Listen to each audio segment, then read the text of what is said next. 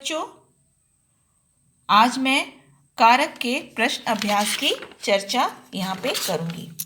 प्रश्न संख्या 1, कारक किसे कहते हैं? तो उत्तर होगा कि संज्ञा या सर्वनाम को क्रिया से जोड़ने वाले शब्दों को कारक कहते हैं। विभक्ति चिन्ह किसे कहते हैं? तो कारक के चिन्हों को ही विभक्ति चिन्ह कहते हैं। आगे करण कारक और अपादान कारक में अंतर स्पष्ट कीजिए। पृष्ठ संख्या 86 पर आप आइए। यहां पर करण कारक में क्रिया किसी साधन के द्वारा की जाती है, जबकि अपादान कारक में किसी से अलग होने का भाव होता है। जैसे नेहा पेंसिल से चित्र बनाती है, लेकिन अपादान कारक में होगा नेहा के हाथ से पेंसिल गिर गई।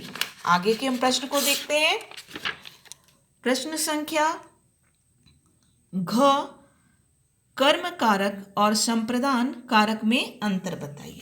तो कर्म कारक और संप्रदान कारक में यहाँ पे अंतर बताने के लिए है कि कर्म कारक तथा संप्रदान कारक दोनों की विभक्ति चिन्ह या परसर्ग चिन्ह को होता है, जबकि जो कर्म कारक में क्रिया का प्रभाव कर्म पर होता है, जबकि संप्रदान में देने का भाव मुख्य होता है। जैसे उसने घर को सजाया, ये कर्म कारक का उदाहरण हो गया। लेकिन संप्रदान कारक में पिताजी ने तनु को कपड़े दिए, तो देने का भाव हो गया, तो ये संप्रदान कारक का यहाँ पे उदाहरण हो गया। आगे हम देखते हैं प्रश्न संख्या 2, क, रिक्त स्थानों की पूर्ति कीजिए।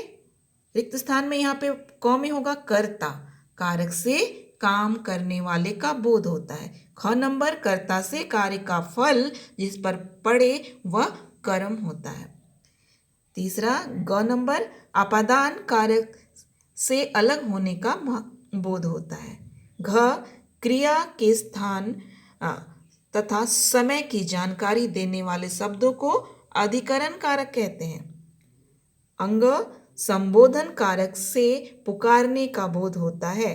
च, कृष्ण ने कंस को मारा। छ, पेड़ पर बंदर बैठा है। आगे क्वेश्चन नंबर 3, निम्नलिखित विभक्ति चिन्हों से संबंधित कारकों के नाम लिखिए।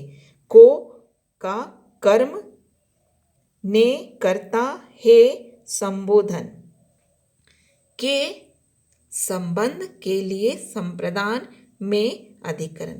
यहाँ पे जो को है इसमें कर्म के साथ आप संप्रदान भी लिख सकते हैं। क्वेश्चन नंबर 4 पे हम आते हैं। दिए गए वाक्यों में प्रयुक्त कारक और उनके भेद लिखिए। माली ने फूल तोड़े, यहाँ पे जो ने है कारक का चिन्ह हो गया, और ये कौन सा होगा कारक? तो कर्ता। यह नेहा की एक साइकिल है, यहाँ पे की कारक चिन्ह, संबंध, भेद हो गए। बच्चा छत से गिर पड़ा, से कारक चिन्ह और ये अपादान कारक का भेद हुआ। मैं पिताजी के लिए दवाई लाया हूँ, के लिए कारक चिन्ह और संप्रदान कारक का भेद। राहुल नहाता है, यहाँ पे ने विभक्ति चिन्ह का प्रयोग नहीं हुआ है, लेकिन इस वाक्य से पता चलता है कि ये कर्ता कारक का उदाहरण है। आगे गमले में फूल खिले हैं, में, और ये अधिकरण कारक का उदाहरण हुआ।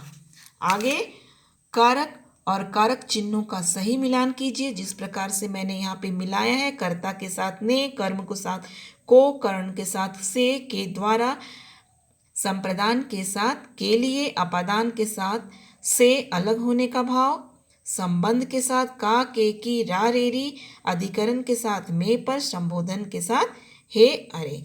आगे प्रश्न संख्या 4, सही कथन के आगे शुद्ध का चिन्ह लगाइए। कारक के भेद होते हैं, बताइए कितने होते हैं? तो 8। संप्रदान कारक का चिन्ह है के लिए। पिताजी कार से दिल्ली गए, इस वाक्य में जो कारक होगा वो करण कारक होगा।